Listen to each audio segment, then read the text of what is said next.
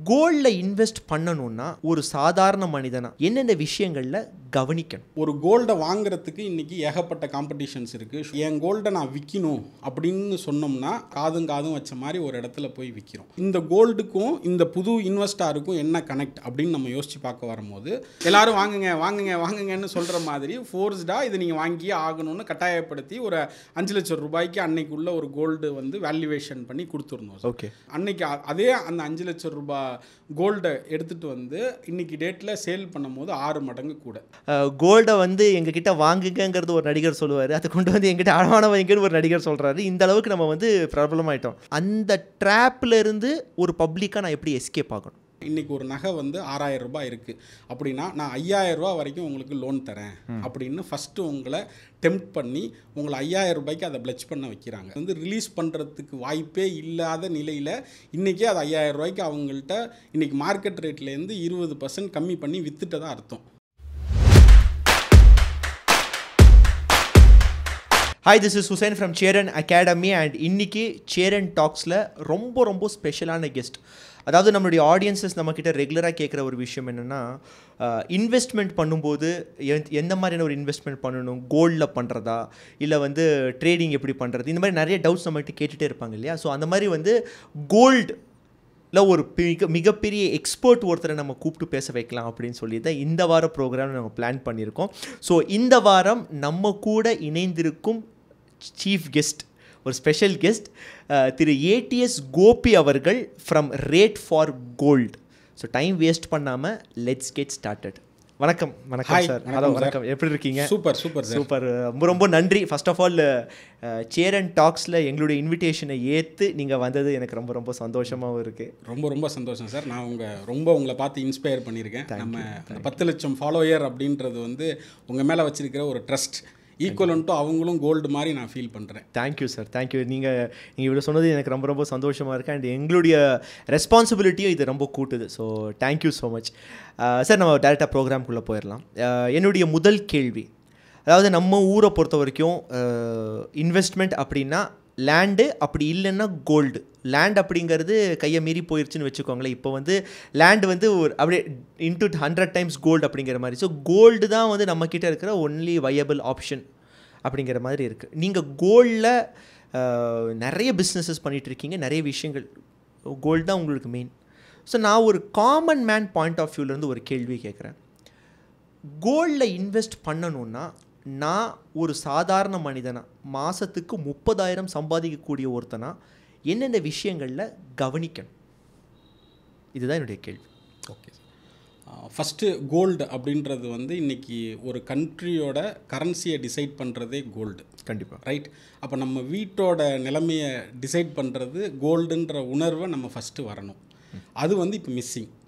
கரெக்டுங்களா? அப்போது இதில் வந்து நம்ம சேலரி வந்து 30,000 வாங்குகிறோம், 50,000 வாங்குகிறோம், அது இல்லை மேட்ரு. இப்போது உங்களால் சேவ் பண்ணக்கூடிய அமௌண்ட், நம்ம இன்றைக்கி இருக்கக்கூடியதில் ஒரு தொகையை வந்து நம்ம கோல்டில் சேவ் பண்ணணும் அப்படின்ற மனநிலையை ஃபஸ்ட்டு உருவாக்கணும். அது வந்து இங்கே கம்மியாக இருக்கிறதா முதல்ல நாங்கள் பார்க்குறோம். சில காலங்களாக வந்து அந்த கோல்டில் இன்வெஸ்ட் பண்ணணுன்றதே வந்து ரொம்ப கம்மியாக போயிட்டுருக்கு. அப்போது அந்த கோல்டில் இன்வெஸ்ட் பண்ணணும் அப்படின்ற மைண்ட் செட் வந்துடும் ஃபஸ்ட்டு. ஓகேங்களா? நெக்ஸ்ட்டு என்ன யோசிக்கிறோன்னா, இப்போ நீங்கள் கேட்கக்கூடியபடி ஒரு 30,000 ரூபாய் சேலரி வாங்கக்கூடியவங்க அப்படின்னு கேட்டிங்கன்னா, இன்றைக்கி டேட்டில் இது கிராம் வந்து தான் நம்ம வாங்கணும் அந்த மாதிரியான சிஸ்டம்ஸ் இல்லாமல் இன்றைக்கி நிறைய கோல்டில் இன்வெஸ்ட் பண்ணுறதுக்கு வேரியஸ் கேட்டகிரியில் ரிட்டர்ன்ஸ் பண்ணுறதுக்கு, அதை இன்வெஸ்ட் பண்ணுறதுக்கு வாய்ப்புகள் இருக்குது. அதை கம்பேரிட்டிவ்லி ரிட்டர்ன்ஸுன்றதை ஒன்றத்தை நம்ம பார்க்க வரும்போது பார்த்திங்கன்னா லாஸ்ட்டு ஒரு 1 இயரில் வந்து 16.5% ரிட்டர்ன் இருக்குது. லாஸ்ட்டு 5 இயர்ஸோட ஆவரேஜ் எடுத்திங்கன்னா 12% ரிட்டர்ன்ஸ் இருக்குது. அப்போது துணிஞ்சு நம்ம வந்து கோல்டில் இன்வெஸ்ட் பண்ணுறதுக்கு மிகப்பெரிய வாய்ப்புகளும் இருக்குது, அதுக்கான சந்தர்ப்பங்களும் இருக்குது. அது அடுத்தடுத்த கேள்விகளில் நம்ம பயணிக்கலாம். இப்போ நீங்கள் அதுக்கு எப்படி சப்போர்ட் பண்ணுவீங்க? இப்போ நான் வந்து கோபி அண்ணா கிட்டே வரேன், அண்ணா நான் வந்து கோல்டில் இன்வெஸ்ட் பண்ணலான் இருக்கிறேன், நான் இப்படி இருக்கேன் அப்படின்னா நீங்கள் எனக்கு என்ன அட்வைஸ் கொடுப்பீங்க உங்களுடைய ஸ்தாபனம் மூலியமாக?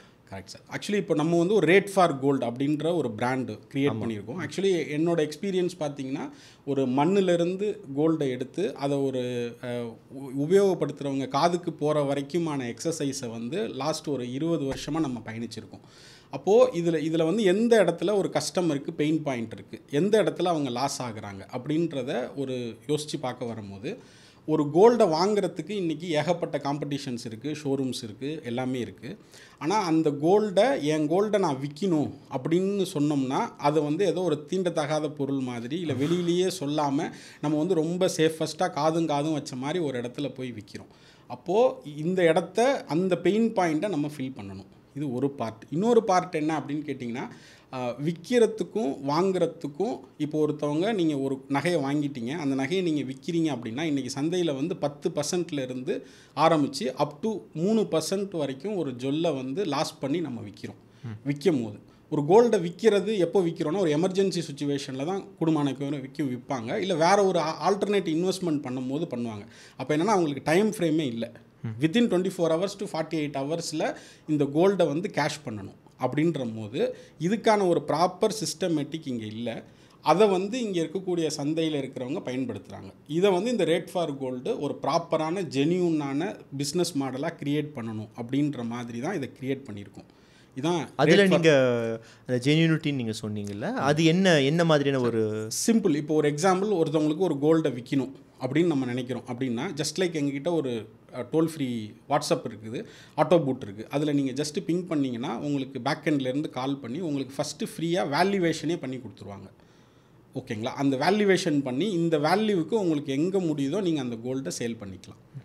ரைட். இப்போ இந்த கோல்டுக்கும் இந்த புது இன்வெஸ்டாருக்கும் என்ன கனெக்ட் அப்படின்னு நம்ம யோசித்து பார்க்க வரும்போது, அந்த இடத்துல தான் நம்ம ரேட் ஃபார் கோல்டு என்ன பண்ணுதுன்னா, இப்போ ஒரு கஸ்டமர் ஒரு கோல்டை வாங்கியிருப்பார். அவர் வந்து அதிகபட்சமாக ஒரு 4 தடவை தான் அந்த நெக்வேரை யூஸ் பண்ணியிருப்பாங்க. பட் அவங்க வேறு ஒரு எமர்ஜென்சிக்காவையோ இல்லை வேறு ஒரு ஆல்டர்னேட் இன்வெஸ்ட்மெண்ட்டுக்காவையோ தான் அந்த விஷயத்தை வந்து அவங்க பண்ணுறாங்க. அப்போது அந்த கோல்டை ஒரு கஸ்டமர் 10% லாஸ் பண்ணி விற்கிறாரு. இதே ஒரு ப்ராடக்டை இன்றைக்கி இன்னொருத்தர் வாங்கணும்னு நினைக்கிறவர் வந்து இன்னொரு ஜுவல்லரியில் போய் 15% எக்ஸ்ட்ரா பே பண்ணி வாங்குறாரு. அப்போது இந்த ஒரு 10% இந்த ஒரு 15% சேர்த்து ஒரு 25% மார்க்கெட்டில் பிஸ்னஸில் இருக்கக்கூடிய விஷயத்தை பையிங்கில் உள்ளவங்கள்ட்ட 1%, செல்லிங்கில் உள்ளவங்கள்ட்ட 1% வாங்கி இந்த கோல்டு பியூர் தான் வெரிஃபை பண்ணி பர்ஃபெக்ட் பண்ணி யாருக்கு தேவையோ அவங்கள கனெக்ட் பண்ணுறோம். இந்த வெரிஃபிகேஷனுக்கு நீங்கள் என்ன ப்ராசஸ் யூஸ் சார்? இதுக்கு எங்ககிட்ட கேரட் மீட்டர்ஸு, வெரிஃபிகேஷன், டெஸ்டிங் ரிப்போர்ட்லாம் வச்சு நம்ம வந்து பில்லும் வித் சர்டிஃபிகேட்ஸும் நம்ம கொடுக்குறோம். லைக் அது வந்து ஓல்டு கோல்டுன்னு தான் நம்ம பில் கொடுக்குறோம். பட் எண்ட் ஆஃப் த டே அது வந்து 916 இருக்குது, இதில் வந்து ஹால்மார்க் இருக்குது, அந்த மாதிரி சர்டிஃபிகேட் உள்ள பொருளை மட்டும்தான் நம்ம சேல் பண்ணுறோம். அதுலேயும் எந்த விதமான சேஞ்சஸும் கிடையாது. ஓகே. அப்போது அவங்களுக்கு பில் கிடச்சிருது. திருப்ப என்றைக்கு விற்கணுன்னாலும் இதே ரேட் ஃபார் கோல்டுக்கு கால் பண்ணாங்கன்னா இதே நம்பர் இருக்குது, ஆட்டோமேட்டிக்காக அன்னைக்கு மார்க்கெட் ரேட்டுக்கு நம்ம கொடுத்தோம். சார், இப்போது கோல்டோட முக்கியத்துவம் எந்த அளவுக்கு இருக்குது சார்? அதாவது நீங்கள் நிறைய இன்சிடென்ட்ஸ் பார்த்துருப்பீங்க. அதில் வந்து ஏதாவது ஒரு இன்சிடெண்ட் வந்து கோல்டுனால, அதாவது ஹார்ட் கோர் கோல்டு கையில் நான் தங்க வச்சிருக்கிறேன், இந்த ஹார்ட் கோர் கோல்டுனால ஒரு இந்த மாதிரி ஒரு சேஞ்சே நடந்துச்சு அப்படின்னா ஏதாவது ஒரு சுவாரஸ்யமான இன்சிடென்ட் எங்களுக்காக நீங்கள் ஷேர் பண்ண முடியுமா? கண்டிப்பாக சார். எங்களோட நண்பர் ஒருத்தவருக்கு வந்து 2010 வந்து ஒரு ஃபோர்ஸ்டாக ஒரு 5 lakhsக்கு வந்து கோல்டு வாங்கி கொடுத்தோம். ஃபோர்ஸ்டுனா எப்படி? அதாவது சொல்கிறேனே, எல்லாரும் வாங்குங்கன்னு சொல்கிற மாதிரி ஃபோர்ஸ்டாக இது நீங்கள் வாங்கியே ஆகணும்னு கட்டாயப்படுத்தி ஒரு 5 லட்சம் ரூபாய்க்கு அன்னைக்குள்ள ஒரு கோல்டு வந்து வேல்யூவேஷன் பண்ணி கொடுத்துருந்தோம். ஓகே. இது வந்து அவர் வச்சதும் அவரும் மறந்துட்டார், நாங்களும் எந்த விதத்துலேயும் ப்ராசஸ் இல்லை.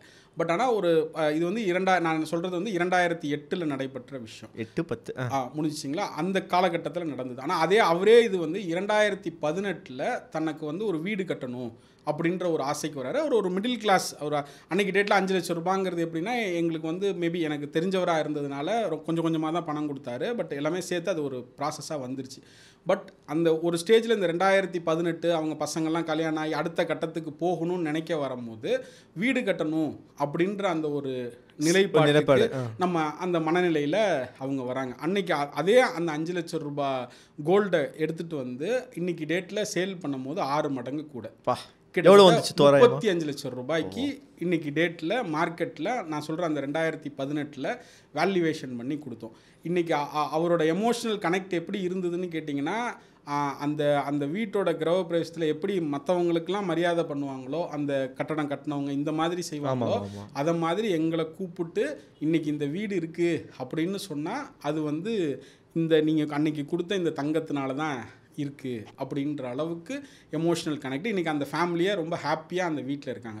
இஎம்ஐ கிடையாது, எந்த ஒரு ப்ராசஸும் கிடையாது. என்றைக்கோ வாங்கி போட்ட ஒரு கோல்டு அவருக்கு திரும்பவும் ஒரு வீடு கட்டுற அளவுக்கு பயனளிச்சிருக்கு. சார் பேசிக்லி பார்த்தீங்கன்னா இந்த மாதிரி ஏதாவது ஒரு இன்வெஸ்ட்மெண்ட் பண்ணுறதுக்கு முன்னாடி மனசில் வந்து ஒரு விதமான எதுக்கு பேங்க்கில் இருக்க காசு நான் எதுக்கு கொண்டு போய் அதை கொடுக்கணும், அதை கொடுத்துட்டேன்னா ஒரு பொருளாக மாறிடுது, காசாக இருந்தால் எனக்கு ஏதாவது செலவுக்கு யூஸ் ஆகுது அப்படிங்கிற மாதிரி நம்ம ஒரு ஒரு க்ளோஸ்ட் மைண்ட் செட் நம்ம எல்லாருக்குள்ளுமே இருக்குது சார். குறிப்பாக கோல்டு வாங்கும்போது எனக்கும் இந்த மாதிரியான ஒரு மைண்ட் செட் இருந்துச்சு. ஏன்னா கோல்டு வாங்கலான்னு சொல்லி நாங்கள் ஒரு ஷாப்பில் போய் உட்காரும்போது கையில் காசு வச்சுருக்கிற எதுக்கு இது தங்கமாக மாற்றணும் ஐயோ அப்படிங்கிற மாதிரியான ஒரு மைண்ட் செட் இருக்குது.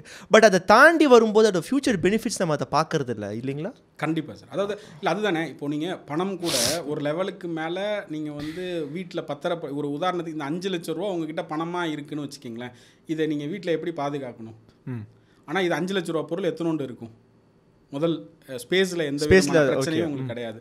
ரெண்டாவது இது பேங்க் சேஃப்லேயோ இல்லை ஏதோ ஒரு இடத்துல உங்களால் இதை பத்திரப்படுத்திடுறதுக்கு முடியும். ரெண்டாவது இன்றைக்கி நோட்டு வச்சிங்கன்னா கூட கரையான் பிடிக்குது. எவ்வளவோ நீங்கள் பார்த்துருப்பீங்க, அந்த நோட்டு திருப்பி ஃப்ளோ பண்ண முடியாது. அரசியல் நிறைய விஷயங்கள் பார்த்தோம், விஷயங்கள் பார்த்தோம், எவ்வளோ நின்றுச்சுன்றது இருக்குது. அப்போ ஆனால் இந்த பொருளுக்கு எந்த விதமான மதிப்பும் குறைய போகிறதில்ல. திருப்பி ஒரு உதாரணத்துக்கு நீங்கள் மேபி இந்த இன்ஃப்ளேஷன் பற்றி சொல்லும் போது நீங்கள் ஒரு 1000 ரூபாய் இன்றைக்கி கையில் வச்சுருக்கிறீங்க அப்படின்னா அந்த 1000 ரூபாய் மதிப்பாக தான் பேங்க்கில் இருந்தாலும் இருக்குது, உங்ககிட்டையும் இருக்குது. ஆனால் அந்த 1000 ரூபாய்க்கு உள்ள கோல்டு உங்ககிட்ட இன்றைக்கி இருக்கிறது அது 1100 ரூபாயா அடுத்த வருஷம் மாறுதுங்கிறத நம்ம புரிஞ்சிக்கல.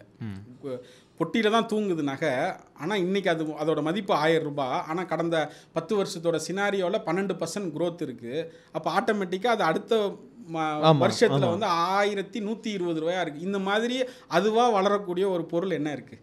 அப்போது நம்ம அதை நம்பி இன்வெஸ்ட் பண்ணுறதுல எந்த விதமான தப்பும் இல்லை. இந்த இடத்துல நம்ம திரும்பவும் புரிஞ்சிக்க வேண்டியது என்னென்னா, நம்ம கொடுக்கக்கூடிய வேஸ்டேஜை அதிகமாக கொடுக்குறோம் அப்படின்றது இருக்குது. அந்த வேஸ்டேஜுக்கான ஆல்ட்ரேஷன் நம்ம என்ன பண்ணலாம், இல்லை இருக்கிறதுல வேஸ்டேஜ் கம்மியான பொருட்களை எப்படி வாங்கலான்றதை பண்ணணும். ஓகே, இப்போது நம்ம ஊரில் இருக்கிற ஒரு காமன் மிஸ்கன்செப்ஷன் இப்போ நீங்கள் சொன்ன மாதிரியே தான், எனக்கு ஏதாவது ஒரு எமர்ஜென்சி வரும் பொழுது மட்டும்தான் என்கிட்ட கோல்டு இருக்குது அப்படிங்கிறது நமக்கு ஞாபகம் வந்து நம்ம அதை யூஸ் பண்ணுறோம், விற்கிறோம். அது வேறு விஷயம். இப்போது அது வந்து ஒரு அடமானத்துக்கு வைக்கிறோன்னு வச்சுக்கோங்க. கோல்டை நம்ம கொண்டு போய் ஒரு இடத்துல அடமானம் வைக்கிறோம். நிறைய பேர் இப்போ சொல்லணுன்னா கோல்டை வந்து எங்ககிட்ட வாங்குங்கிறது ஒரு நடிகர் சொல்லுவார், அதை கொண்டு வந்து எங்கிட்ட அடமானம் வைங்கன்னு ஒரு நடிகர் சொல்கிறாரு. இந்த அளவுக்கு நம்ம வந்து பிரபலமாயிட்டோம். அடமானம் வச்ச இடத்துல நான் கேள்விப்பட்ட வரைக்குமே வந்து ஒரு ஹிடன் அஜெண்டா இருக்குங்கிற மாதிரி சொல்கிறாங்க. இது உங்ககிட்ட மட்டும்தான் கேட்க முடியும்.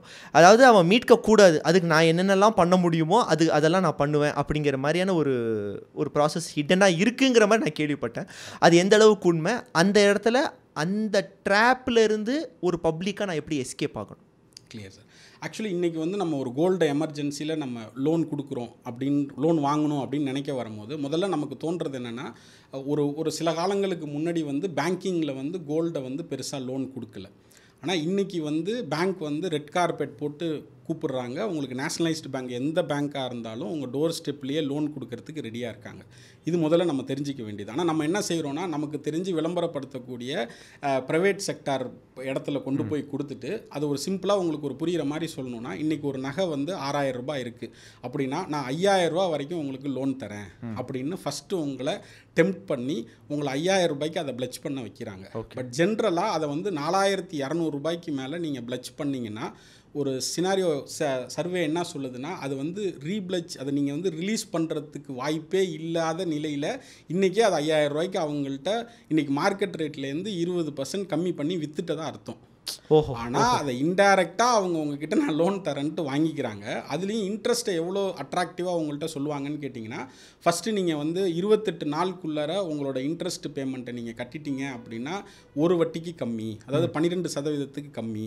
அதே வட்டியை வந்து நீங்கள் கட்டலை, 29வது நாள் போயிடுச்சுன்னா 24%, கண்டினியூஸாக நீங்கள் 3 மாதம் இன்ட்ரெஸ்ட் கட்டலை அப்படின்னா 36% இன்ட்ரெஸ்ட் அப்படின்னு போட்டு எண்ட் ஆஃப் த டே இந்த கோல்டு இண்டஸ்ட்ரீஸ் வந்து 1 இயருக்கு ஒன்ஸ் நீங்கள் கோல்டை வந்து நில் பண்ணணும். அதாவது அவுட்ஸ்டாண்டிங்கை கிளியர் பண்ணிவிட்டு புதுசாக தான் லோன் எடுக்க முடியும். இப்படின்ற சிஸ்டம் வந்து என்டையராக இருக்குது.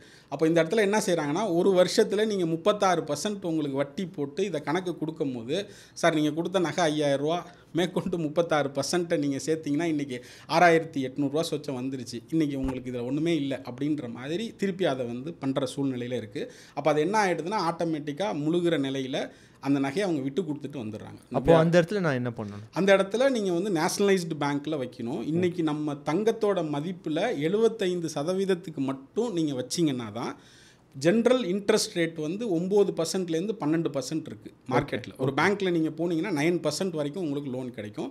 ஹையஸ்ட் வந்து ஒரு 12லேருந்து 13% வரைக்கும் தான் உங்கள் லோன் நகை வாங்கலாம், கடன் வாங்க. அப்படி வாங்கினீங்கன்னா தான் இந்த நகையை நீங்கள் மூக்க முடியும். அப்போ என்னென்னா உங்களோட அசல் 75%, இந்த வட்டி ஒரு 12.5%, ரெண்டுத்தையும் சேர்த்திங்கன்னா 87%. அப்போது மீதி ஒரு 13% உங்களுக்கு வந்து மிச்சம் இருக்கும் போது தான் நீங்கள் அடுத்த இது போக இந்த கோல்டு வந்து ஜென்ரல் சினாரியோவில் ஒரு 12% ஏறிடும். அப்போ ஏற்கனவே ஒரு 13% இருக்குது, இன்னொரு 12% சேர்த்து இன்னொரு 25% சொத்து அதில் இருக்குன்னு சொல்லும் போது நம்ம ஆட்டோமேட்டிக்காக அந்த நகையை ரிட்டர்னும் எடுப்போம். இல்லை வேற ஒரு இடத்துல நீங்கள் ரீப்ளெஜ் பண்ணணுன்னாலும் இமீடியட்டாக அதை பண்ண முடியும். ரீப்ளெஜிங் அப்படிங்கிறது ஒரு ஹெல்த்தியான ஒரு கான்செப்டா? இல்லை, 100% ஹெல்த்தியான கான்செப்ட் கிடையாது. நம்மளை பொறுத்த வரைக்கும் நமக்கு என்ன தேவையோ அதை வந்து ஒரு எமர்ஜென்சிக்கு வச்சுட்டு வித்தின் 1 இயரில் அதை ரிட்டர்ன் எடுத்துடணும். அதுதான் வந்து ஒரு கோல்டில் வந்து நமக்கு வந்து 1 இயரில் எடுத்து வீட்டுக்கு வச்சுக்கணும். அதுக்குள்ளே உங்களோட சிஸ்டமேட்டிக்காக ஃபாலோ பண்ணணும். இதுதான் ஜென்ரல் சினாரியோ. பட் ஆனால் இப்போ அசாதாரண சூழ்நிலைகள், கோவிட் வந்தது, அதுக்கப்புறம் நிறைய பிரச்சனைகள்லாம் வந்ததுனால எல்லாருக்கிட்டையுமே அந்த ஒரு 6 மாதத்தோட பணம் தேவைப்படும் போது அவங்களால செய்ய முடிஞ்ச முதல் விஷயம் வந்து ஒரு கோல்டை விற்றுட்டாங்க, அடகு வச்சு. அப்போது அந்த அடகு வச்சதுலேருந்து இப்போ கோவிட் முடிஞ்சு 1 இயர் ஆகிடுச்சு. இன்னொரு ஃபார்ச்சுனேட்டாக என்ன ஆகிடுச்சு, கோல்டு இந்த ஒரு 2 இயர்ஸில் ஒரு 30% இன்க்ரீஸ் ஆகிடுச்சு. அப்போ ஆட்டோமேட்டிக்காக இப்போ எப்படி பஃபரிங் அவங்களுக்கு கிடைக்குதுன்னா, அந்த கோல்டு வந்து நீங்கள் அந்த லாஸ் பண்ணதை தாண்டி இன்றைக்கி ஒரு பணம் இருக்கிற அளவுக்கு எல்லார்ட்டையுமே கோல்டோட வேல்யூ இருக்குது. பட் இந்த இடத்துல தான் இதை என்ன சந்தர்ப்பமாக பயன்படுத்துகிறாங்கன்னா, இப்போ ஒரு கஸ்டமருக்கு வந்து ஒரு 25 லட்சம் ரூபாய்க்கு ஒரு எமர்ஜென்சிக்கு அந்த கோல்டை வச்சுருப்பார், கரெக்டுங்களா?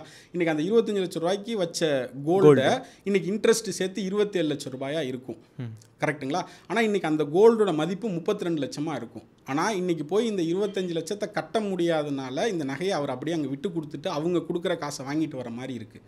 அதுக்கு தான் நம்ம ரேட் ஃபார் கோல்டில் என்ன பண்ணுறோன்னா, உங்களுக்கு இந்த மாதிரி ஏதாவது ஒரு இடத்துல போய் நீங்கள் ஸ்டக் ஆகிருந்தீங்கன்னா 1 டே ஃபண்டிங்னு ஒன்று பண்ணுறோம். 1 டே ஃபண்டிங். ஓகே.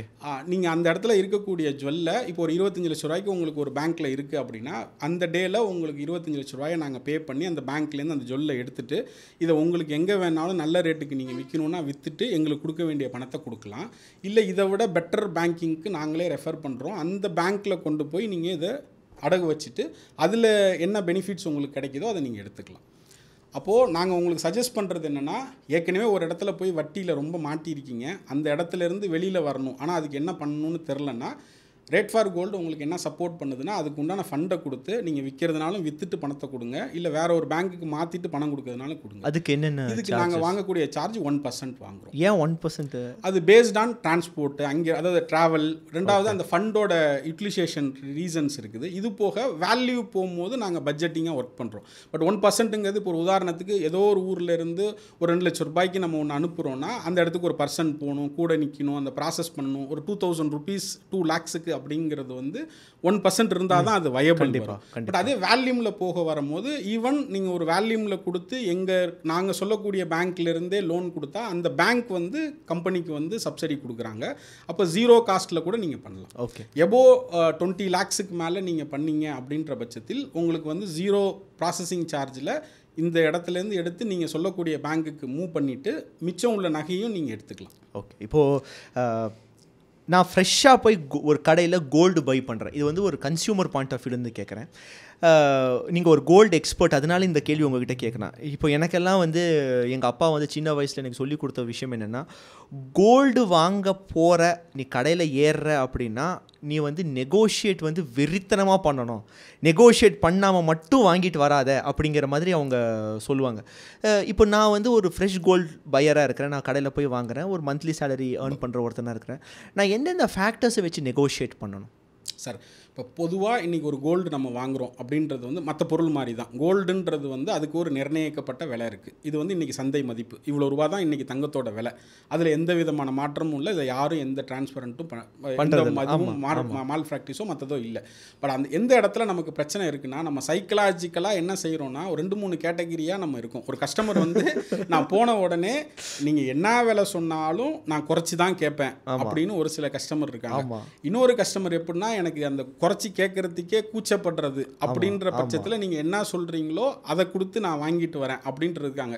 இன்னொரு கஸ்டமர் எப்படி இருப்பாங்கன்னா, எனக்கு டிசைன் முக்கியம், நான் வந்து எனக்கு ஹாஸ்பிட்டாலிட்டி டிசைன் இதெல்லாம் நான் ஃபீல் பண்ணிவிட்டு நான் ரேட்டு கூட கொடுத்தாலும் பரவாயில்ல, ப்ரீமியமாக போயிடுறேன் அப்படின்ற மாதிரி இருக்காங்க. இப்போது அந்த இடத்துல தான் ஜென்ரலாக நம்ம ஒரு கஸ்டமராக உள்ளே போகிறோம் அப்படின்னு சொன்னால் நம்ம எதுக்காக இந்த கோல்டை வாங்குறோமோ அதுக்கு தகுந்த எக்ஸ்பீரியன்ஸை ஃபீல் பண்ணணுன்றது என்னோட கருத்து சார். இப்போ வந்து ஒரு மேரேஜ் ஆகிடுச்சு, அந்த ஒய்ஃபை கூட்டிகிட்டு போய் ஒரு ஜுவல் ஃபஸ்ட் டைம் நம்ம ஒரு பர்ச்சேஸ் பண்ணுறோம் அப்படின்னா அதுக்கு நீங்கள் நெகோஷியபிளோ இல்லை வந்து எந்த விதமான கண்டிஷனும் கிடையாது. முதல்ல நம்ம வந்து அவங்கள ஹாப்பியாக சாட்டிஸ்ஃபை பண்ணணும், அவங்களுக்கு பிடிக்கக்கூடியதை பண்ணுறோம். மற்றபடி இது ஒன் டைம் யூஸ் இல்லை, ஏதோ ஒரு தடவை நீங்கள் கொடுத்துட்டு அது வேஸ்ட்டாகவும் போகிறது இல்லை. ஆமாம், கோல்டு கண்டிப்பாக நீங்கள் வாங்கி கொடுக்கக்கூடிய ஜுவல் வந்து ஆண்டாண்டு காலத்துக்கு அது அவங்களும் மெமரபுளாக வச்சுருப்பாங்க, அது ரிட்டனாகவும் இருக்கும். அப்போது அந்த இடத்துல நீ கொஞ்சம் ப்ரீமியமாக கொடுத்து அந்த ப்ராசஸை வாங்குறதுங்கிறது இஸ் வேல்யூடு. ஆனால் இப்போ நம்ம நிறையா வந்து கிஃப்டிங் பண்ணுவோம். இப்போ நம்ம கல்ச்சரில் எப்படி இருக்கும், ஒரு ஃபங்க்ஷனில் வந்து ஏற்கனவே எனக்கு 8 கிராம், அது வந்து வாங்காத கடன் சொல்லுவாங்க, மொய்ய கேள்விப்பட்டிருப்பீங்க. எனக்கு 8 கிராம் 8 கிராம் நான் போட்டிருப்பேன், திருப்பி நீங்கள் என் ஃபங்க்ஷனுக்கு வரும்போது நான் 8 கிராம் போட்டு எழுதி வச்சுருப்பாங்க. சிம்பிள். இந்த மாதிரி தருணத்தில் என்ன பண்ணணும்னா நமக்கு வந்து பெஸ்ட்டு ரேட் எங்கே இருக்குது சார். இன்றைக்கி ஜென்ரல் சினாரியோ மார்க்கெட் பொறுத்த வரைக்கும் கோல்டில் செய்கூலி சேதாரம் அப்படின்னு ஒன்று போடுறாங்க சார். ரியல் மேட்ரு என்னென்னா செய்கூலி சேதாரம் அப்படிங்கிறது எல்லாமே இன்டைரக்டாக அந்த கோல்டுக்கு ஒரு மதிப்பு இருக்கிறதுனால நான் அந்த விலையை உங்கள்கிட்ட கூட சொல்லி வாங்க முடியல. அதுக்கு நான் இந்த நகைக்கடையிலிருந்து உள்ள ஃபார்முலாவாக இதுக்கு சேதாரம்னு ஒன்று கிரியேட் பண்ணியிருக்காங்க. பொதுவாக ஒரு நகையை கிரியேட் பண்ணுறதுக்கு சேதாரம்ங்கிறது ஒரு பெரிய லெவலில் வராது. ஒட்டு மொத்தத்தில் 1%லேருந்து 1.5% வந்தாலே ஒரு நகையை தயார் பண்ணுறதுக்கு ஆகக்கூடியது பெரிய விஷயம் இல்லை. ஆனால் எந்த இடத்துல அவங்களுக்கு இந்த மிச்ச காஸ்ட் இருக்குதுன்னு பார்த்தீங்கன்னா, ஒன்று வந்து நான் உங்கள்கிட்ட ஒரு பொருளை விற்கணுன்னா 200 பொருள் நான் காமிச்சேன்னா தான் உங்கள் ஒய்ஃப் அந்த ஒரு பொருளில் சாட்டிஸ்ஃபை ஆவாங்க.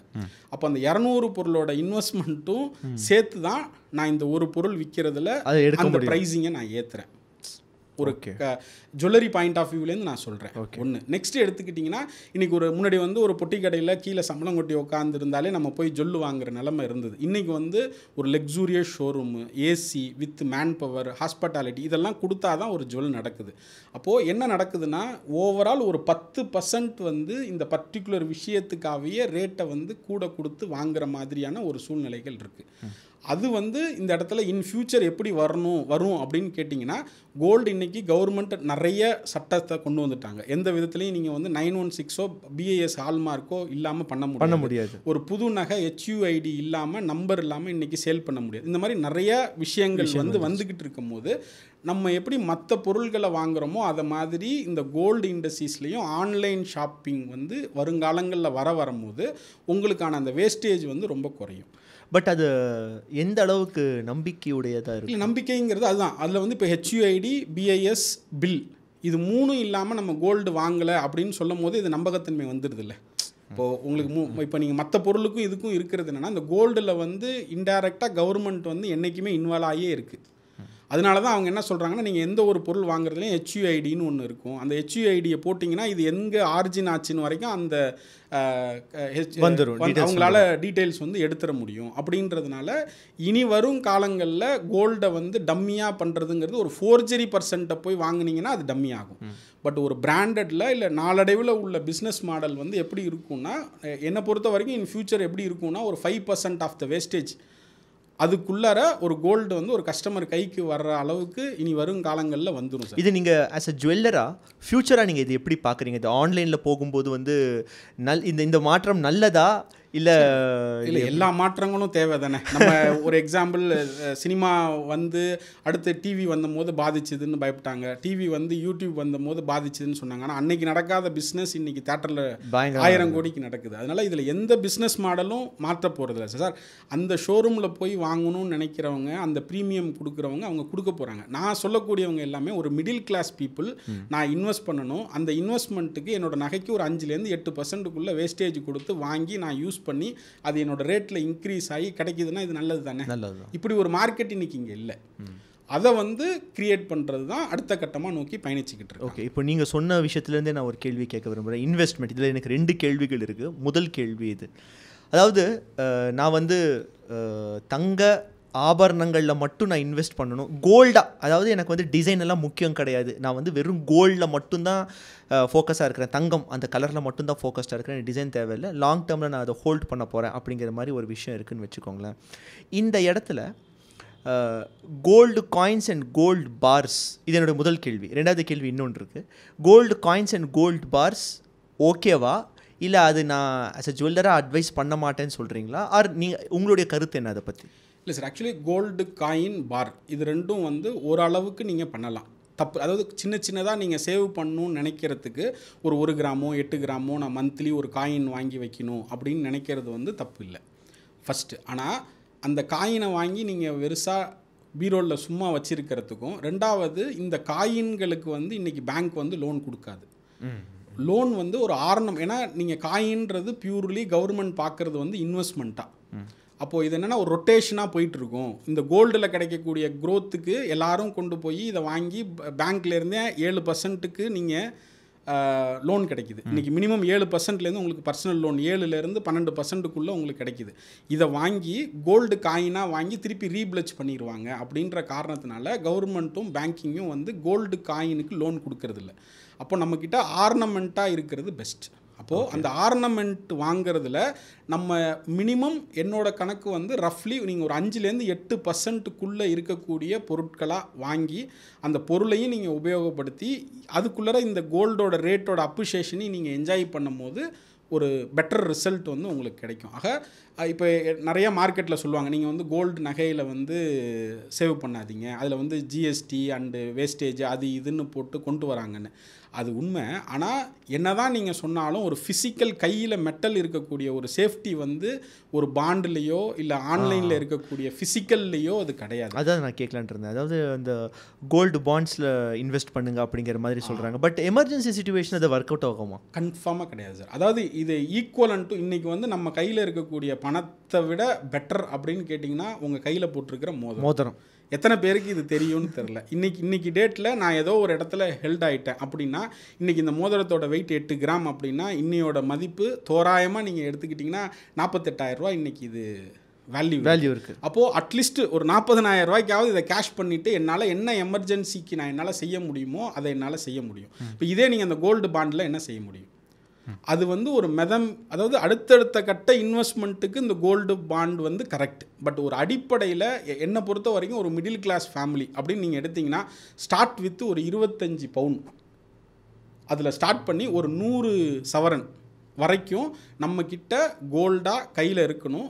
இது இருக்கிறதுக்கு கவர்மெண்ட் எந்த விதமான கேள்விகளும் கேட்கல. கவர்மெண்ட் இன்கம் டேக்ஸ்லேயுமே அவங்க சொல்கிறது ஒரு பெண் குழந்தையாக இருந்தால் மினிமம் 300 கிராம் 400 கிராம் இருந்தால் எந்த விதமான கொஸ்டின்ஸும் கிடையாது. இது நம்மளோட கல்ச்சர், நம்மளோட ஃபேமிலியோட இதுலேயே ட்ரெடிஷனில். ஆனால் இந்த 2K கிட்ஸில் வந்து அது மறைஞ்சிக்கிட்டு வருது.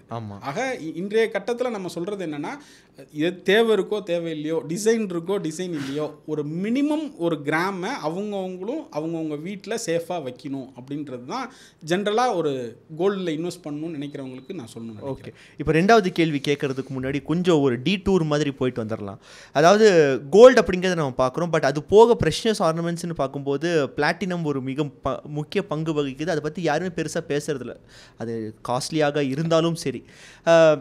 பிளாட்டினம் அண்ட் டைமண்ட் இதில் இன்வெஸ்ட் பண்ணுறது வந்து நீங்கள் என்ன சஜஸ்ட் பண்ணுறீங்க சார்? ஆக்சுவலி இதுவுமே அதே ஈக்குவலுக்கான அப்ரிஷியேஷன் உள்ளக்கூடிய ஒரு விஷயந்தான். பிளாட்டினம்ன்றது கோல்டை விட ப்ரீமியம், ஓகேங்களா? பட் இதில் வந்து சந்தைப்படுத்துதல் வந்து ரொம்ப கம்மியாக இருக்குது. ரெண்டாவது ரீசேல் வேல்யூ வந்து அவ்வளோ ஈஸி இல்லை. ஓஹோ, ஓகேங்களா? இப்போ உதாரணத்துக்கு 100 கிராம் கோல்டு இன்றைக்கி உங்ககிட்ட இருக்குது அப்படின்னா, இன்றைக்கி தேதியில் இன்றைக்கி சுத்த தங்கத்தோட இன்றைய மதிப்பு 6,500 ரூபா ப்ளஸ் போயிடுச்சு, ரைட்டுங்களா? ஆனால் இதே 6,500 ரூபாயை நாளை காலையில் உங்களால் எங்கே கொண்டு போய் கொடுத்தீங்கனாலும் காசாக்க முடியும். பட் இந்த ஒரு விஷயத்தை பிளாட்டினத்துலேயோ டைமண்ட்லேயோ பண்ண முடியாது. ஓகே, அப்போது ஒரு அப்பர் மிடில் கிளாஸ் வந்து அதாவது இன்வெஸ்ட்மெண்ட் பர்பஸுக்கு பிளாட்டினத்துலேயும் டைமண்ட்லேயும் இன்வெஸ்ட் பண்ணலாம்.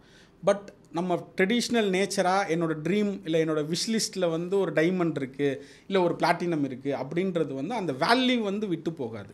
பட்டு கோல்டுன்றதுக்கு மாற்று பொருளாக என்னோட ஹிஸ்ட்ரியில் நான் எதையும் பார்க்கலைங்க. அது வந்து ரியல் ஃபேக்டாக ஒரு பிஸ்னஸ் மேனாக நாளை காலையில் எனக்கு ஒரு செக் வருது, இமீடியட்டாக என்னோடய கோல்டை லிக்விடேட் பண்ண முடியும். ஒன்று லோன் ஆக்க முடியும், இல்லை காசாக்க முடியும்.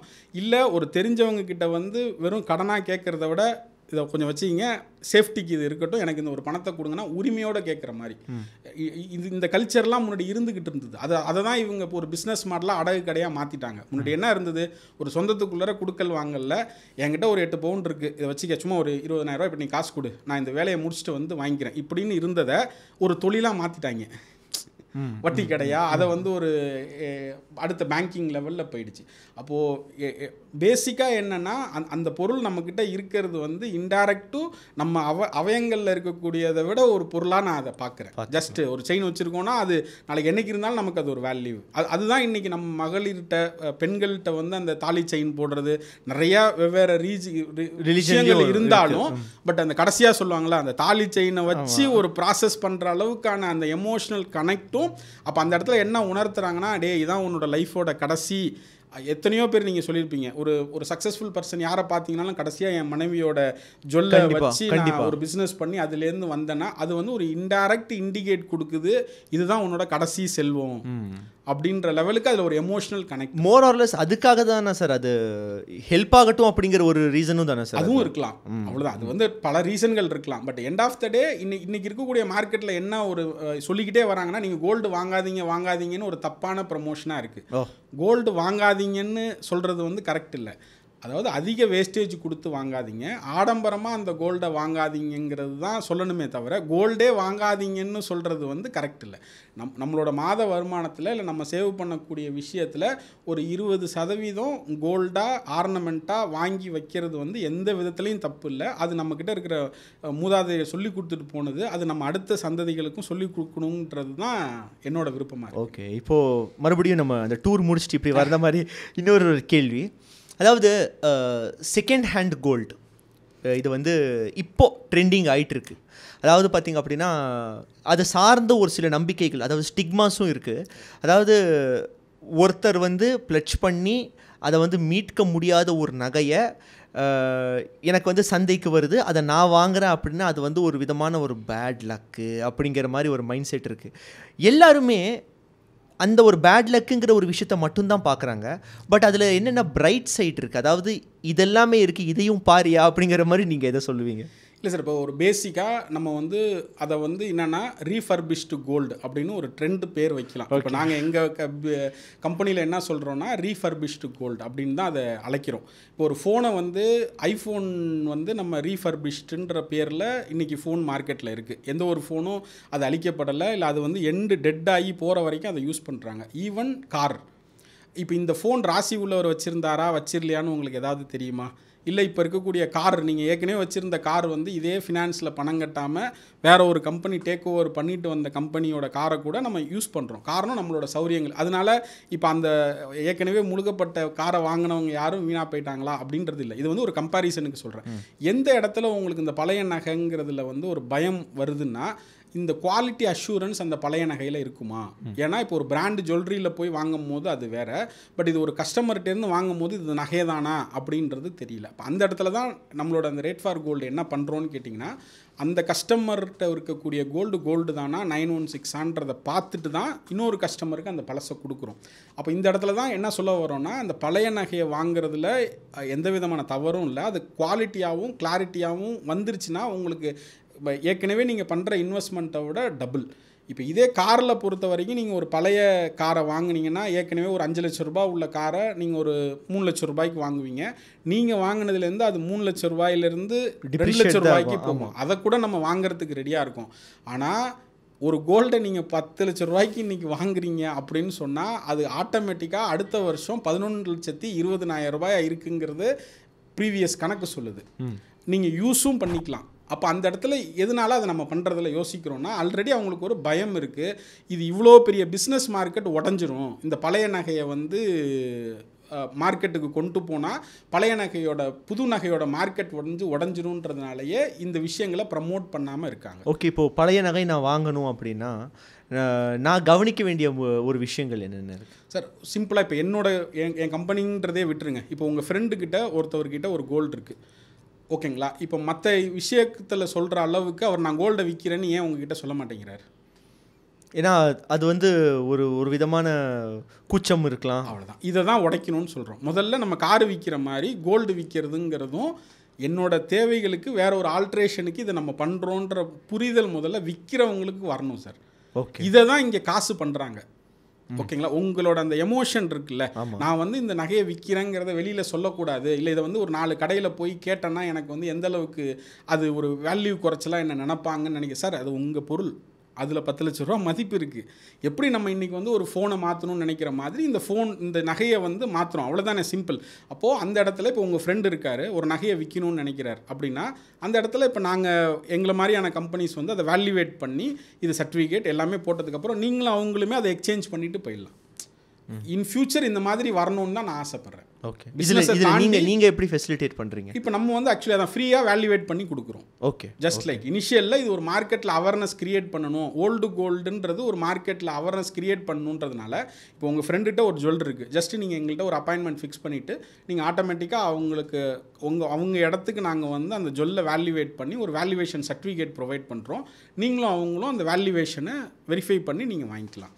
இப்போதைக்கு அது ஃப்ரீயாக பண்ணுறோம். நாளடைவில் இதை வந்து ஒரு மினிமம் காஸ்ட் அந்த போய் வெரிஃபை பண்ணி கொடுக்கறதுக்கான லைக் ஒரு மேன் பவர் காஸ்ட் மாதிரி நம்ம ஒரு விஷயத்தை ஃபிக்ஸ் பண்ணிக்கிட்டு 2 பேரும் எக்ஸ்சேஞ்ச் பண்ணி அந்த பிஸ்னஸ் ட்ராவல் ஆகும். ஓகே, இப்போது ரீசெண்டாக நம்ம ஒரு சில கோல்டு ஜுவல்லர், பெரிய பெரிய கோல்டு ஜுவல்லரி கடைகள்லாம் பார்த்திங்க அப்படின்னா இது கோல்டே இல்லை, உள்ளே ஃபுல்லாக பார்த்திங்கன்னா தகரமாக இருந்திருக்கு அப்படிங்கிற மாதிரிலாம் நிறைய நியூஸஸ் நம்ம கேள்விப்படுறோம். இது என்ன சார், இது என்ன ப்ராசஸ்? ஆக்சுவலி அதான் சார், அதாவது நீங்கள் எப்படி எடுத்துக்கிட்டிங்கன்னா ஆல்மோஸ்ட் ஒரு 2012 இல்லை 2015க்கு அப்புறம் உள்ள நகைகள் எதுவுமே கூடுமான வரைக்கும் மார்க்கெட்டில் வந்து அந்த மாதிரி இல்லை சார். ஓகே, நம்ம வாங்கக்கூடிய நகைகளில் வந்து அந்த கடையோட பேர் இருக்குது. எப்போ ஹால்மார்க்குன்னு ஒன்று வந்ததோ அதுக்கப்புறம் உள்ள நகைகளில் வந்து நீங்கள் சொல்கிற அளவுக்கு மோசடிகள் இல்லை. உண்மையிலே ஒரு கடைக்காரவங்களும் அந்த 916 மட்டும்தான் விற்கிறாங்க. அதுக்கு கம்மி விற்கிறாங்கன்னா நீங்கள் தேடி போய் ஒரு ஏமாறுறவங்கள்ட்ட மாட்டுறீங்கன்னு அர்த்தம். ஓகேங்களா, அது வந்து வாங்கக்கூடிய உங்கள் தவறு. இன்னைக்கு கவர்மெண்ட் சிஸ்டம் பண்ணி 916 ப்ராடக்ட்ன்றது இருக்குது. பட் ஆனால் இப்போ இதே நம்மளோட அம்மா காலத்துலேயோ நம்மளோட பாட்டி காலத்துலேயோ செய்யப்பட்டப்ப இதுக்கு வந்து எந்த விதமான தர நிர்ணயமும் அன்னைக்கு இல்லை. அப்போ நம்பப்பட்டது வந்து அந்த செய்யக்கூடிய ஆசாரி பத்தர்னு சொல்லுவாங்க, அவங்க செஞ்சு கொடுத்த ஒரு விஷயம்தான். அப்போ அந்த இடத்துல என்ன இருக்குன்னு கேட்டிங்கன்னா அப் டு ஒரு 60% 85% வரைக்கும் தான் அந்த டயத்தில் கோல்டு இருந்திருக்கு. அன்னைக்கு பழக்கமும் அதுதான் இருந்திருக்கு. அன்னைக்கு நம்ம அதுக்கான விலை கொடுத்து தான் நம்மளும் வாங்கியிருக்கோம். நம்ம ஒன்று அன்னைக்கு இப்போ ஒரு உதாரணத்துக்கு நீங்கள் எடுத்துக்கிட்டிங்கன்னா நம்ம ஒரு எக்ஸாம்பிள், நான் வந்து இந்த கோல்டு இண்டஸ்ட்ரீஸ்குள்ளே வந்த அன்னைக்கு 300 ரூபாய் கிராம் சார். இன்றைக்கி வந்து 6500 ரூபாய். அது மாதிரி உங்கள் வீட்டில் இருக்கிற ஒருத்தவங்களையும் நீங்கள் கேட்டிங்கன்னா அவங்க வாங்கக்கூடிய அளவுக்கு உள்ள கிராம் இருக்குது. பட் ஆனால் உங்ககிட்ட இருக்கிற பொருளுக்கு எந்த சதவீதம் அந்த வந்து கோல்டு இருக்கோ அதுக்கான மதிப்பு நிச்சயமாக இருக்குது. இப்போ ஒரு உதாரணத்துக்கு உங்ககிட்ட ஒரு கோல்டு இருக்குது, இதை இப்போ எங்கள் சிஸ்டமில் எப்படி பண்ணுறோன்னா உங்ககிட்ட ஒரு கோல்டு இருக்குது அப்படின்னா இதை வந்து மெல் பண்ணுற ப்ராசஸ் பண்ணி எப்பயுமே ஒரு கோல்டை வந்து மேலாக்கில் பார்க்குறது வந்து ஒரு கரெக்டான குவாலிட்டி இல்லை. அப்போ அதை மெல் பண்ணி அந்த மெல் பண்ணதை வந்து டெஸ்டிங் ரிப்போர்ட், எப்படி இப்போ நம்ம வந்து பிளட்டை வந்து டெஸ்ட் பண்ணி நம்மக்கிட்ட என்னென்னலாம் இருக்குதுன்னு பார்க்குறோமோ அந்த மாதிரி அந்த கோல்டுக்கான ஒரு டெஸ்டிங் ரிப்போர்ட்டுன்னு இருக்குது. அந்த டெஸ்டிங் ரிப்போர்ட் எடுத்து என்ன பர்சன்டேஜ் அதில் கோல்டு இருக்குது, மிச்சம் அந்த வெயிட்டுக்கு வந்து மிச்சம் உள்ள உலோகங்கள் இருக்கும். இப்போ ஒரு உதாரணத்துக்கு 10 கிராம் இருக்குது அப்படின்னா இதில் 80% இருக்குன்னா 8 கிராம் கோல்டு இருக்குது. மீதி உள்ள பொருள் வந்து சில்வர் இருக்கும், அதில் வந்து காப்பர் இருக்கும், இரிடியம் இருக்கும். அந்த மாதிரி ஒரு பொருளும் அது இருக்கும். ஆனால் அதுக்கு இன்றைக்கி மதிப்பு இல்லை, இந்த கோல்டுக்கு இருக்கிறது தான் மதிப்பு. அப்போ அந்த 80% இன்றைக்கி போர்டு ரேட்லேருந்து வச்சு அந்த நகையை மதிப்புக்கு எடுத்துக்க முடியும். அதனால் நீங்கள் மார்க்கெட்டில் சொல்கிறபடி இது தகரம், இது ஒன்றுமே இல்லை அப்படின்னா நீங்கள் வாங்கப்பட்ட காலங்களையும் வாங்கப்பட்ட இடத்தையும் பொறுத்து அதை முடிவு பண்ணணும். ரெண்டாவது அதை சொல்கிறத மட்டும் வச்சு அந்த முடிவுக்கு வர வேண்டாம். எந்த இடத்துல வரணும்னா இதுக்கு ஒரு டெஸ்ட் ரிப்போர்ட் கொடுங்க, இந்த டெஸ்ட் ரிப்போர்ட்டில் என்ன வருதோ அந்த வேல்யூவுக்கு நான் எடுத்துக்கிறேங்கிற அளவுக்கு ஒரு கடையிலையும் நம்ம கேட்க ஆரம்பிச்சிட்டோம்னாலே அது அவேர்னஸ் வந்துடும். ஓகே, இப்போது எனக்கு இன்னொரு கேள்வி, இப்போ நம்ம கோல்டு ஜுவல்ஸ் எல்லாம் வாங்க போகும்போது கடையில் நம்மளை வந்து ஒரு சீட்டு போட்டுக்கோங்க, சீட்டு நம்மளை புஷ் பண்ணுறாங்க, இதுக்கு பின்னாடி இருக்கிற பிஸ்னஸ் என்ன சார்? சீட்டு அப்படின்றது வந்து 2 கேட்டகரி ஆஃப் சீட்டு இப்போ பண்ணுறாங்க சார். ஒன்று என்ன பண்ணுறாங்கன்னா ஒரு நல்ல பிராண்டடாக இருக்கும், ஆனால் அவங்க எதுக்காக சீட்டு பண்ணுறாங்கன்னா உங்களை வந்து கண்டினியூஸாக என்கேஜ் பண்ணுறதுக்காக சீட்டு வாங்குறாங்க. ஒரு எக்ஸாம்பிள், மாதம் நீங்கள் வந்து இப்போ ஒரு 1000 ரூபாய் எனக்கு சேவிங்ஸ் போடுங்க, நீங்கள் வந்து எனக்கு ஒரு 10 மாதம் நீங்கள் கட்டினீங்கன்னா 11வது மாத தொகையை நாங்கள் கட்டி உங்களுக்கு 10,000 ரூபா கட்டினத்துக்கு 11,000 ரூபா தரோம் அப்படின்றத சொல்கிறாங்க. இது எல்லாமே இன்டைரக்ட் மார்க்கெட்டிங் நீங்கள் திரும்ப அந்த கடைக்கு உள்ளே வரணுங்கிறதுக்காக உள்ளே வரக்கூடிய ஒரு விஷயம். அது வந்து நீங்கள் செய்யக்கூடாது தவறு அப்படின்றத சொல்லலை. பட் அதை அந்த இடத்துல நீங்கள் என்ன புரிஞ்சிக்கணுன்னா, இந்த 1000 ரூபாய் கட்டுறதை அவங்கள என்கேஜ் பண்ணிக்கிறதுக்கு தான் பண்ணுறாங்களே தவிர, இல்லை நீங்களும் நான் வந்து இந்த 1000 ரூபாயை சேர்த்து அடுத்து கோல்டு வாங்கணுன்ற இன்டென்ஷனுக்காக நீங்கள் அந்த பணம் கொடுக்குறோமே தவிர, பட் அதில் பெனிஃபிட் எதுவும் கிடையாது. ஓகே, நீங்கள் கட்டக்கூடிய பணத்துக்கும் அவங்க கொடுக்கக்கூடிய பெனிஃபிட்டுக்கும் ஆட்டோமேட்டிக்காக இன்றைக்கி 8% இன்ட்ரெஸ்ட், 7 to 8% பேங்க் இன்ட்ரெஸ்ட் உங்களுக்கு வந்துடும். அவங்க கொடுக்குறது பார்த்தீங்கன்னா 15% 16% வந்துடும். திருப்பி போய் நீங்கள் வாங்கும் போது அதில் 16% வேஸ்டேஜ் கொடுத்து அந்த நகையை வந்து வாங்க போகிறீங்க. அப்போது அதுக்கு வந்து இன்றைக்கி கவர்மெண்ட்டில் இருக்கிற ஆர்டியில் கட்டினீங்கனாலே உங்களுக்கு ரிட்டர்ன்ஸ் இருக்குது. பட் நமக்கு அது தெரியறது, நம்மளுக்கு தெரியறதில்ல. இது போக இன்னொரு செக்மெண்ட் ஆஃப் பீப்புள்ஸ் வந்து என்ன செய்கிறாங்கன்னு கேட்டிங்கன்னா, நீங்கள் வந்து உங்ககிட்ட இருக்கிற இதே பணத்தை நீங்கள் வந்து எனக்கு வந்து 12 மாதத்துக்கு கட்டுங்க, 13வது மாதத்துக்கு எங்ககிட்ட இருக்கிற செய்கூலி சேதாரம் இல்லாமல் நீங்கள் நகையை வாங்கிக்கிங்க இப்படின்னு ஒரு சில நிறுவனங்கள் சொல்கிறாங்க. அப்போ அந்த இடத்துல அவங்க என்ன செய்கிறாங்கன்னா, ஒரு பெரிய முதலீடு அவங்களுக்கு தேவைப்படுது. எந்த விதமான ஷூரிட்டியும் இல்லாமல் அந்த பிராண்ட் வேல்யூவை வச்சு நீங்கள் கொண்டு போய் அவங்க தொழிலுக்கு நீங்கள் முதல் கொடுக்குறீங்க. உங்கள் முதலை வச்சு அவங்க அந்த பிஸ்னஸை நடத்திட்டு திரும்ப உங்களுக்கு அதுக்கான வட்டியை கொடுக்குறாங்க. அந்த வட்டிங்கிறதுக்கும் பதிலாக இந்த 12% வேஸ்டேஜ் உள்ளதை அதுலேயே ஒரு கண்டிஷன் போட்டிருப்பாங்க, இந்த வேஸ்டேஜ் வரைக்கும் ஃப்ரீ, இதுக்கு மேலே இருக்கிற வேஸ்டேஜ் வந்து கிடையாது இப்படின்ற மாதிரி அந்த இடத்துல ஒரு இது போட்டிருப்பாங்க. அப்போது அந்த இடத்துல அந்த நிறுவனத்தை நம்பி நம்ம வந்து இந்த பணத்தை கொடுக்கறது கரெக்டா அப்படின்றத கேட்டிங்கன்னா அதை உங்கள் கையிலே விட்டுறேன். ஓகே, என்னைக்கு இருந்தாலும் ஒரு இன்னொருத்தவங்க கவர்மெண்ட் சாராத ஒரு நிறுவனத்தை நம்பி நம்ம பணம் கொடுக்கறது வந்து கரெக்ட் இல்லை. அதுக்கு நமக்கு என்ன நம்ம சக்திக்கு இருக்கோ அதுக்கு வந்து அன்னைக்கு டேட்டில் சேவ் பண்ணி இதே மாதிரி ஆர்டிஓ இல்லை பேங்க்லேயோ இல்லை ப்ராசஸ் பண்ணி இந்த விஷயங்களை பண்ணலாம். இதுக்கு இன்னொரு ஆல்ட்ரேஷனாக நம்ம என்ன யோசிக்கிறோன்னு கேட்டிங்கன்னா, இப்போ நாங்கள் சொல்கிற இந்த ஓல்டு கோல்டு ப்ராசஸில் நீங்கள் என்ன பண்ணலான்னா, உங்ககிட்ட ஒரு உதாரணத்துக்கு இன்றைக்கி வந்து நான் ஒரு 10 பவுன் வாங்கணும் அப்படின்னு நான் நினைக்கிறேன் அப்படின்னா, ஒரு 2.5 பவுன் நகை உங்ககிட்ட உள்ளத்துக்கான பணம் இருந்தாலே இந்த மாதிரியான யூஸ்டு கோல்டை நீங்கள் பை பண்ணும் போது உங்களுக்கு வேஸ்டேஜ் கிடையாது. ஓகே, 25% மட்டும் நீங்கள் கொடுத்துட்டு இந்த ப்ராடக்டை எடுத்துகிட்டு இமீடியட்டாக நீங்கள் கொண்டு போய் இதை பேங்க்கில் பிளச் பண்ணிவிட்டு மொத்த தொகையும் எங்கள்கிட்ட கொடுத்துட்டிங்கன்னா நீங்கள் அங்கே இஎம்ஐவாக கட்டிட்டு வந்துடலாம். இன்றைக்கே உங்களுக்கு இந்த கோல்டு உங்களுதாயிடும், ப்ளஸ் இதுக்கான ரிட்டர்ன்ஸும் உங்களுக்கு கிடைக்கும். அப்போ இந்த கோல்டோட அப்ரிஷியேஷன் உள்ள அந்த 12% 15% சொல்கிறோம் பார்த்தீங்களா, அது உங்களுக்கு கிடைக்கும். நீங்கள் பேங்க்குக்கு கட்டக்கூடியது வந்து இன்றைக்கி அக்ரி இந்த மாதிரியான விஷயங்களில் ஓடி ஃபெசிலிட்டிஸ் இருக்குது. பேங்க்கில் வந்து மிக லோயஸ்ட் ரேட் இருக்குது, 9%லேருந்து லோன் இருக்குது. அப்போ 9%க்கு நீங்கள் இந்த மீதம் உள்ள தொகைக்கு மட்டும் வாங்கிக்கிட்டு உங்கள்கிட்ட கையில் இருந்ததை 25% போட்டு வாங்கும்போது ஒரு பெரிய அசட்டாக உங்கள் ட்ரீமையும் ஃபில் பண்ணலாம். இப்போ பொதுவாக ஒரு லேடிஸுக்கு எப்படி இருக்குன்னா, இன்றைக்கி இருக்கிற ஒரு மிடில் கிளாஸில் வந்து ஒரு 50 பவுன் என்கிட்ட இருக்குது அப்படின்னா அது இன்டைரக்டாக என்னோட ஒரு சேஃபாக நான் நினைக்கிறேன். அப்போது வீடு கட்டும்போது நம்ம வந்து எப்படி ஒரு இஎம்ஐயில் வாங்குகிறோமோ அந்த மாதிரி கோல்டை வந்து ஒரு லாங் டேர்மில். ஆமாம், அதான் இது வந்து கவர்மெண்ட்டோ இல்லை வந்து மற்றவங்களோ ப்ரமோட் பண்ணுறதில்ல. பட் இது ப்ராக்டிஸாக நம்ம ஒரு இன்வெஸ்ட்மெண்ட்டாக புரிஞ்சுக்கிட்டோன்னா எப்படி பண்ணலான்னா, இந்த மாதிரி விஷயங்கள் ரொம்ப ஃபினான்ஷியலாக நாலேஜ் உள்ள பர்சன்ஸ் வந்து இந்த மாதிரி பண்ணுறாங்க. உங்கள் லிமிட்டுக்கு நான் என்ன சொல்கிறேன்னா, உங்களோட சக்திக்கு மீறி வாங்கக்கூடாது. இப்போ என்னோட சக்திக்கு மீறி நான் ஒன்று வாங்கக்கூடாது. என்னோடய விஷ்லிஸ்ட்டில் வந்து ஒரு 100 பவுன் இருக்கா, அப்போ 20 பவுன் பேமெண்ட் என்கிட்ட இருக்கா, ரைட் 100 பவுனுக்கு உள்ளதை பார்த்து இந்த மாதிரியான நல்ல பெஸ்ட்டு ப்ராடக்ட் வரும்போது நல்ல ரேட்டில் இருக்கும்போது வாங்கிக்கிட்டு அதை வந்து பேங்க்கில் பிளச் பண்ணி நீங்கள் இஎம்ஐவாக பே பண்ணிட்டு வந்தீங்கன்னா அந்த எண்ட் ஆஃப் த டே அந்த 100 பவுன் உங்கள் கைக்கு வந்துடும். அதுக்கான ஒரு பெட்டர் ரிட்டர்ன்ஸையும் நீங்கள் ஃபீல் பண்ண முடியும். கமிட் ஆகிடுறீங்களே, உங்களோட செலவை நீங்கள் குறைச்சிக்கிறோம். ஆட்டோமேட்டிக்காக உங்களுக்கு இந்த ஜொல்லுக்கு பணம் கட்டணும்னு சொல்லும் போது அந்த இன்டைரக்டாக உங்களை வந்து புஷ் பண்ணும். அந்த நம்ம அந்த அப்ரிஷியேட் ஆகிற ஒரு வீட்டுக்கோ ஒரு காருக்கோ கட்டுறதுக்கு பதிலாக அப்ரிஷியேட் ஆகிற ஒரு ரிட்டர்ன்ஸ் நமக்கு நிறைய கிடைக்குது. இதை வந்து நேரிட்டு இது ஒரு கரெக்டாக கவர்மெண்ட் பாலிசியாக இருக்கான்னு கேட்டிங்கன்னா இல்லை. பட் இது வந்து நம்ம எப்படி நம்மளை ஒவ்வொரு ஸ்டைல்லையும் ஃபினான்ஷியலாக இம்ப்ரூவ் பண்ணுறோம்ல, அந்த மாதிரி விஷயங்கள். ரெண்டாவது இதுக்கு ரேட் ஃபார் கோல்டு சப்போர்ட் பண்ணுறாங்க. கண்டிப்பாக பண்ணுறோம் சார். அதுதான் இப்போ நீங்கள் வந்து 25% உங்ககிட்ட ஃபண்ட் இருக்குது, நாங்கள் வந்து பேலன்ஸ் உள்ள 75% நாங்கள் உங்களுக்கு கொடுத்துட்டு ஆட்டோமேட்டிக்காக அந்த ஜுவல்லை நீங்கள் என்னவோ பர்ச்சேஸ் பண்ணிவிட்டு திருப்பி பேங்க்கில் பிளச் பண்ணி உங்களுக்கு அந்த பேப்பர் டீட்டெயில் எல்லாமே கொடுத்துரும். சார், இப்போது வீட்டில் பார்த்தீங்க அப்படின்னா உடச நகைகள்லாம் அங்கங்கே இருக்கும். நம்ம அதை யூஸே பண்ண மாட்டோம். அது வந்து ஏதோ ஒரு இடத்துல டேமேஜாக இருக்கும். அதை ரீஃபர்பிஷும் நம்மளால் பண்ண முடியாது. ஸோ அந்த மாதிரியான நகைகளை நம்ம எப்படி மறுபடியும் ஒரு இன்வெஸ்ட்மெண்ட் ப்ராசஸ்க்கு யூஸ் பண்ணிக்கலாம்? அதுதான் சார். இப்போ ஆக்சுவலி நீங்கள் ஜென்ரலாக பார்த்தீங்கன்னா ஒரு சின்ன குழந்தைங்க இருக்கிற இடத்துல ஒரு தோடு காணா போய்டும், இல்லை திருகாணி காணா போய்டும். இந்த மாதிரி இன்றைக்கி நீங்கள் உங்கள் வீட்டில் போய் இந்த வீடியோ பார்க்குற யாராக இருந்தாலும் ஜஸ்ட் உங்கள் வீட்டில் போய் செக் பண்ணி பாருங்கள். மினிமம் 100 கிராம் இல்லை 50 கிராம் கோல்டு வந்து உங்ககிட்ட இந்த மாதிரியான நகைகள் இருக்கும். இது மாதிரி வச்சு நம்ம நாளைக்கு வாங்கும் போது ப்ராசஸ் பண்ணுறதுன்றது ஒரு விதம். இன்னொன்று என்னென்னா, இப்போ இதை வந்து நம்ம ரேட் ஃபார் கோல்டில் என்ன பண்ணுறோன்னா, நீங்கள் இதை அப்படியே வேல்யூவேஷன் பண்ணி இதே மாதிரி பியூரிட்டி சர்டிஃபிகேட்டோட உங்களுக்கு வேல்யூவேஷன் பண்ணி பணமாக நீங்கள் எடுத்துக்கலாம். இமீடியட்டாக இன்றைக்கி ரேட்டில் ஆகிடும். ப்ளஸ் இதே மாதிரி நாங்கள் சொல்கிறபடி அந்த யூஸ்டு கோல்டை நீங்கள் வந்து உங்களுக்கு பிடிச்ச மாதிரி ஒரு நகையை நீங்கள் வாங்கிட்டீங்கன்னா ஆட்டோமேட்டிக்காக உங்களுக்கு 2% ஆஃப் த லாஸில் உங்ககிட்ட தேவையில்லாத இருக்கக்கூடிய நகையை ஒரு அழகாக யூஸ் பண்ணக்கூடிய நகையாக நீங்கள் யூஸ் பண்ணிக்க முடியும். சூப்பர். அதுக்கும் எங்கள் கம்பெனியில் நாங்கள் சப்போர்ட் பண்ணுறோம். ஓகே, இப்போது ஃபைனலாக ஒரு கொஸ்டின், இது எப்போவுமே எல்லா கெஸ்ட்ஸ்கிட்டையும் நாங்கள் கேட்குற கொஸ்டின். ஒரு 2 அட்வைஸ் ஆஸ் அ ஜுவல்லராக நீங்கள் வந்து ஒரு 2 அட்வைஸ் வந்து எங்கள் ஆடியன்ஸஸ்க்கு கொடுக்கணும் அப்படின்னா ஃப்ரம் ரேட் ஆஃப் கோல்டு நீங்கள் எந்த ஒரு அட்வைஸ் கொடுப்பீங்க? எந்த 2 அட்வைஸஸ் கொடுப்பீங்க? சார், ஃபஸ்ட்டு நம்ம கோல்டை வாங்கணும், கோல்டில் இன்வெஸ்ட் பண்ணணும் அப்படின்றத நினைங்க.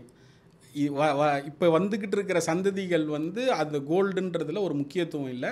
அதுக்கு எந்த கண்ட்ரிலையும் இல்லாத ஒரு வளம் நம்மக்கிட்ட இன்றைக்கி எடுத்துக்கிட்டிங்கன்னா, நம்ம வீட்டில் இருக்கிற மகளிர்கிட்ட இருக்கக்கூடிய நகையெல்லாம் நீங்கள் தெரியாமல் எவ்வளோ வச்சுருக்காங்கன்னு பார்த்தீங்கனாலே மேபி நம்ம இந்தியாவோட கடனில் முக்கால்வாசி விஷயத்தை அடைச்சிட முடியும். அப்போ அந்த செயினை வந்து பிரேக் பண்ணிடாதீங்க. ஓகே, நீங்கள் தயவு செய்து உங்கள் சக்திக்கு கோல்டில் இன்வெஸ்ட் பண்ணுங்கள். பாண்டில் பண்ணுங்கள், ஷேரில் பண்ணுங்கள், எல்லாமும் பண்ணுங்கள். பட் ஃபிசிக்கலான சில கோல்டுகளையும் வாங்குங்க. Hard core gold. நாளை காலையில் எனக்கு ஒரு எமர்ஜென்சினா எனக்கு அதுக்கு பணம் வேணும், அதை தயவு செய்து செய்யுங்க. இது முதல் குறி சார். இரண்டாவது விஷயம், நம்ம வாங்கக்கூடிய தங்கத்துக்கு நம்ம கொடுக்கக்கூடிய சேதாரம் கரெக்டா அப்படிங்கிறத ஒரு தடவைக்கு 2 தடவை மார்க்கெட்டில் அனலைஸ் பண்ணி கொடுக்குற பொருளுக்கு மதிப்புக்கு உண்டான வேஸ்டேஜ் கொடுத்து அதை யோசித்து வாங்குங்க. Okay, simple. நம்ம வந்து எதுவுமே கோல்டை பற்றி தெரியாமல் அவன் போட்டதுலேருந்து ஒன்றத்தை குறைச்சி கேட்கணுன்னு நீங்கள் நினைக்காதீங்க. இல்லை நம்ம கொடுக்கறத விட எதுவுமே கேட்காம கொடுத்துட்டு வரணும்னு நினைக்காதீங்க.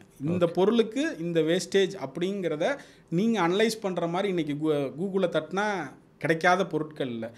எவ்வளவோ விஷயங்கள் நீங்கள் சர்ச் பண்ணுற மாதிரி நான் இன்றைக்கி ஒரு கோல்டு வாங்க போகிறேன், என்றைக்கு என்ன கோல்டு ரேட்டில் இருக்குது, என்ன மாதிரியான ப்ராசஸில் இருக்குது, இந்த மாதிரி விஷயங்களை தெரிஞ்சுட்டு கோல்டை போய் பர்ச்சேஸ் பண்ணுங்கள். Gopi sir, thank you so much. ரொம்ப ரொம்ப நன்றி. நாங்கள் கூப்பிட்டோம் அப்படிங்கிறதுக்காக நீங்கள் அவ்வளோ தூரம் மயிலாடுதுறையிலேருந்து எங்களுக்காக இங்கே வந்து இந்த இன்டர்வியூ நீங்கள் கொடுத்துருக்கீங்க. அதுவும் கோல்டு இன்வெஸ்ட் எப்படி பண்ணணும், எப்படி வாங்கணும், இந்த மாதிரி நிறைய விஷயங்கள் எங்களுக்கு வந்து ரொம்ப தெளிவாக சொல்லியிருக்கீங்க. அண்ட் இன்னும் நீங்கள் நல்லா உங்களுடைய தொழிலில் வளரணும் அப்படிங்கிறத எங்களுடைய ஆசையும் கூட. அண்ட் நீங்கள் வந்ததுக்கு எங்களுடைய மனமார்ந்த நன்றிகளை தெரிஞ்சுக்கிறோம். நன்றி, வணக்கம். நன்றி சார். நன்றி. தேங்க்யூ.